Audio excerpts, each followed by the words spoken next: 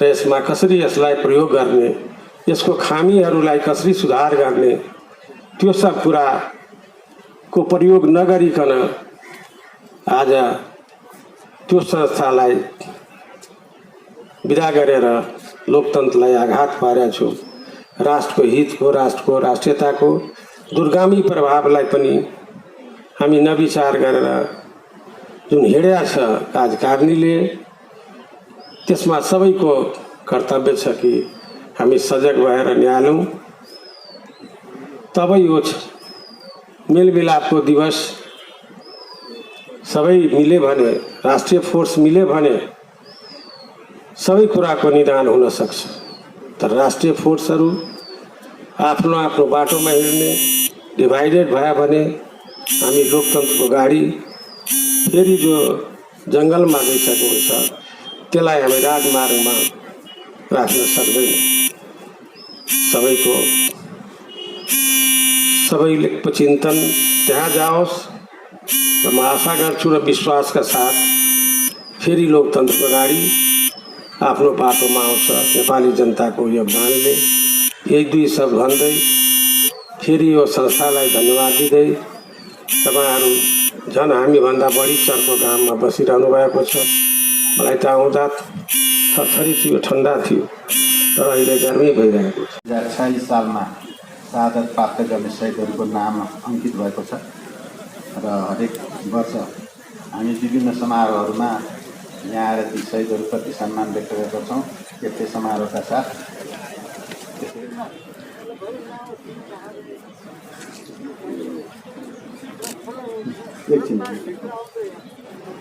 त्यसैले यो दिनको महत्त्व आज शान्ति वाटिकामा गणेश मानजीको प्रतिमा देखेर पनि याद आयो कि यस्तो ऐतिहासिक दिनमा दुई शब्द बोल्न राष्ट्रको हितमा हुनेछ भनेर मैले पनि आफ्नो दायित्वले ठानेको छु। 17 सालको घटनामा मैले 8वीं क्लासमा थिएँ। मेरो एजुकेसन लेट थियो। हुँदा हुँदै 30 वर्ष, 46 साल हुँदै 62-63 यो सबै आन्दोलन, सबै घटना परिघटना मेरो सामने भएछ र सबैका गवाह म आफै छु। अब अहिले जुन परिस्थिति देशमा छ त्यसको अनुसार बीपी को मेलमिलाप को नीति कतिको सान्दर्भिक छ। मलाई लाग्छ अहिले झन् सान्दर्भिक भएर आएको छ। त्यसबेला बीपी किन फर्किनु भयो त यो महिला एवं सज्जनवृन्दहरू, काठमाडौँमा बस्ने, देशको कुरा बुझ्ने पठित वर्गहरू र चिन्तनशील वर्गहरूको बीचमा मैले दोहोऱ्याउन पर्दैन।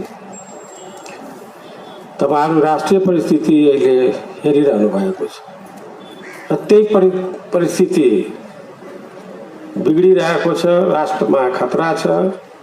त्यसले गएर बीपी कोइराला र गणेश मानजी त्यसबेला फर्किनु भएको थियो। त्यसैले मेलमिलापको नीति आजको सन्दर्भमा झन् महत्त्व बढेको छ। पार्टीको स्थिति, नेपाली कांग्रेसको इतिहास हेर्दाखेरि गौरवशाली इतिहास छ, तर त्यसमा पनि आफ्नो पार्टीको पनि व्यवस्थापन भएको छैन। र पत्र पत्रिकाबाट पढ्दाखेरि र टेलिभिजनको पर्दामा हेर्दाखेरि अपोजिसनको कर्तव्य कहाँ न कहाँ कमजोर देखियो भनेर सदन जबसम्म थियो तबसम्म पनि बुझ्दै आयौँ, पढ्दै आयौँ। कम्युनिस्ट पार्टीको स्थिति तपाईहरुको सामने छ। सबैको इतिहास तपाईँहरूको सामने छ। तर लोकतन्त्रमा पोलिटिकल पार्टी अरू पार्टीहरू छन्, तर लोकतन्त्रमा पार्टीहरू लोकतन्त्रको पिलरको रूपमा हुन्छ। लोकतन्त्रमा पोलिटिकल पार्टीहरू आफ्नो अर्गनाइजेसन र स्वतन्त्रपूर्वक जनताको समस्यालाई अगाडि बढाउँदै अगाडि बढ्छ। आज पार्टीहरू विभाजनमा छ, सन्तोषजनक अवस्था छैन। आशा गरौँ यो दिनमा कमसेकम नेपाली कांग्रेस, किन यो सबै नेपाली कांग्रेसको सम्बन्धित यहाँ ट्रस्टका अध्यक्षजी पनि, पूर्व मन्त्रीजी पनि र यहाँ बहुसङ्ख्यक सबै तपाईँहरू हुनुहुन्छ। त्यसले गर्दा यो पार्टीको बारेमा धेरै भन्न चाहन्न। आफ्नै पार्टीमा मेलमिलाप नगर्न सक्ने ताकत हुँदैन तपाईँको देशको रक्षा गर्ने, राष्ट्रियताको रक्षा गर्ने, लोकतन्त्रको रक्षा गर्ने। अब अहिलेको परिस्थिति जुन छ त्यो लोकतन्त्र, संविधान, संविधानवाद, राष्ट्रियता सबैमाथि मैले दूरगामी प्रभाव पर्ने र अनिश्चित बाटोमा देश अहिले गइरहेको छ भन्ने मलाई लागिरहेको छ। यसको टुङ्गो कसरी लाग्ने हो? निश्चय नै जो संस्था कार्यकारिणीद्वारा असंवैधानिक ढङ्गले जुन भङ्ग भयो त्यसलाई कसरी असंवैधानिक कार्यलाई संवैधानिक बनाउने पोलिटिकल पार्टीको, पत्रकारको, चेतनशील नागरिकको, सम्पूर्ण देशवासीको जिम्मेवारी छ। यसमा अहिले अदालतले त्यो पनि सेपरेसन अफ पावरको अनुसार 4वटा अङ्गमा एउटा अङ्ग जो संविधानको व्याख्याता हुन्छ र संविधान ट्र्याकमा छ कि छैन, संविधान अनुसार कार्यकारिणीले काम गरेछ कि छैन, त्यो सारा कुराको छिनोफानो गर्ने त्यो एउटा संस्था छ जहाँ नेपाली जनताको आशा र भरोसाको त्यो संस्था अहिले छ। त्यो संस्थामाथि सबैको विश्वास, सबै लोकतन्त्रवादीको विश्वास, मेरो पनि त्यही आशाले गरिरहेको छु। त त्यहाँबाट न्याय हुने हो। त्यो प्रजातन्त्रको लागि, संविधानको लागि, व्यवस्थाको लागि, राष्ट्रियताको लागि निश्चय नै आगामी दिन फलदायक हुनेछ भनेर हामी विश्वास गरौँ।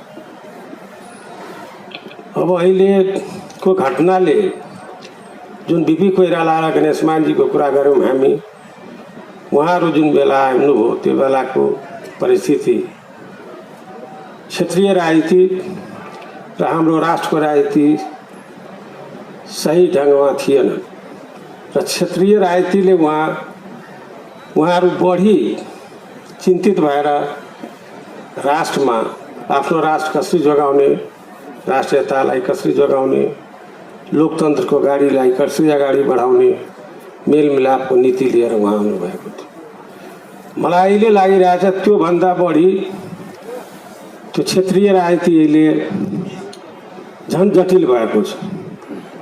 हाम्रो भू राजनीतिक सामरिक अवस्थालाई चिन्तन नगरेर स्वस्थ एउटा विदेश नीति नल्याइकन हामीले आफ्नो राष्ट्रको जगेर्ना गर्न अप्ठ्यारो पर्छ। अहिलेको स्थिति सिर्फ रिजनल पोलिटिक्स होइन कि अन्तर्राष्ट्रिय पोलिटिक्स पनि, अन्तर्राष्ट्रिय देशहरूको ध्यान पनि त्यसमा तानिएको छ। त्यसको कारण छ कि हामी दुईटा ठुलो देशको बीचमा अवस्थित छौँ। त्यो दुईटा ठुलो देश अहिले त्यो हामीले अहिले पढिरहेछौँ, बुझिरहेछौँ र उत्तर र दक्षिणको जुन प्रकारले खुला यहाँ जुन प्यारेड भइरहेको छ त्यसले गर्दा अन्तर्राष्ट्रिय ध्यान आकर्षित हुन्छ र हाम्रो राष्ट्रको लागि त्यो सुखद हुँदैन। यो अवस्थामा मैले, तपाईँले, सम्पूर्ण देशवासीले र लोकतान्त्रिक संस्थाहरूले आफ्नो आफ्नो कर्तव्य निर्वाह गरेन भने हामीले राष्ट्रलाई भलो गर्न सक्दैनौँ। मेलमिलापको नीतिको आज 44 वर्ष भइरहेको छ, तर यहाँको पोलिटिकल पार्टी, यहाँको नेतृत्व नेपालको पछिल्ला दिनहरूलाई सम्झेर हाम्रो घटना परिघटना सबै बुझेर त्यत्रो ठुल्ठुला क्रान्ति, 7 सालको क्रान्ति, 17 सालको घटना, 46 को परिवर्तन र 62 को परिवर्तनले जो लोकतन्त्रको बाटोमा नहिँड्ने, जहिले पनि लोकतन्त्रमाथि प्रहार गर्ने त्यस्तो संस्थालाई पनि फालेर तपाईहरुको आशीर्वादले म त्यहाँ पुगे र अहिले नागरिक भएर धेरै चिन्ता लागिरहेको छ, छटपटी हुन्छ राष्ट्रको लागि। किन जुन राष्ट्रले मलाई त्यति दियो, जुन संविधान मैले अर्पण गरेँ, त्यो संविधान सभाबाट दुईवटा सभाबाट बडा डिफिकल्टीले, बडा सकसले त्यसबेला जनताको सामने जनताको नासो मेरो मलाई सौभाग्य थियो, त्यो मौका मैले पाएँ। आज तपाईहरुलाई मैले फेरि एकचोटि सम्झाउन चाहन्छु कि त्यो प्रतिनिधि सभा लोकतन्त्र बार म फेरि रिपिट गरिरहेको छु, संविधान अहिलेको हामीले जुन संरचना बनाएको छु त्यो यो सबैलाई ट्र्याकमा राख्नको लागि अझ नेपाली जनताको काँधमा आएको छ कि बढी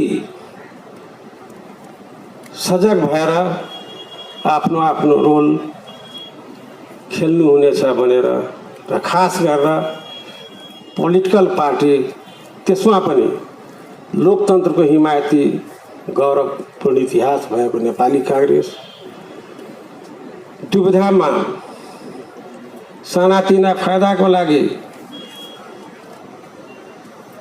केही काम गर्नु हुँदैन। व्यक्तिभन्दा राष्ट्र ठुलो हुन्छ। लोकतन्त्रको विधि मार्फत हामीले आफै सबै कुरा प्रतिनिधि सभाबाट 3 करोड नेपाली जनताको प्रतिनिधि त्यहाँ बस्छ। संविधान बनाउन बेलामा 601 जनाको प्रतिनिधि, सबै समुदाय, सबै कुना काप्चाका प्रतिनिधि त्यसमा थिए। धेरै कुराहरू सल्भ भएन, तर त्यो पछि सल्भ हुँदै अगाडि बढिरहेको थियो। सल्भ हुँदै निराकरण हुने प्रोसेसमा थियो। यो संविधानलाई